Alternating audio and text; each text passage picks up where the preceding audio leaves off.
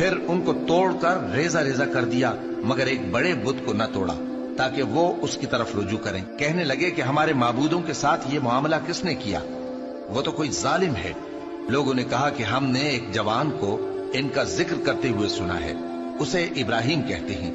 وہ بولے کہ اسے لوگوں کے سامنے لاؤ تاکہ وہ گواہ رہیں۔ جب ابراہیم آئے تو بت پرستوں نے کہا کہ ابراہیم، بھلا یہ کام ہمارے معبودوں کے ساتھ تو نے کیا ہے؟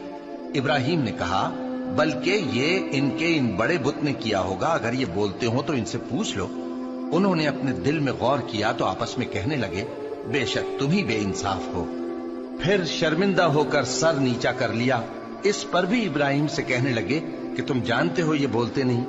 ابراہیم نے کہا، پھر تم اللہ کو چھوڑ کر کیوں ایسی چیزوں کو پوجتے ہو جو نہ تمہیں کچھ فائدہ دے سکیں اور نہ نقصان پہنچا سکیں؟ تف ہے تم پر اور جن کو تم اللہ کے سوا پوجتے ہو ان پر، کیا تم عقل نہیں رکھتے؟ تب وہ آپس میں کہنے لگے کہ اگر تمہیں اس سے اپنے معبودوں کا انتقام لینا اور کچھ کرنا ہے تو اس کو جلا ڈالو اور اپنے معبودوں کی مدد کرو۔ ہم نے حکم دیا، اے آگ سرد ہو جا اور ابراہیم پر سلامتی والی بن جا۔ ان لوگوں نے برا تو ان کا چاہا تھا، مگر ہم نے انہی کو نقصان میں ڈال دیا۔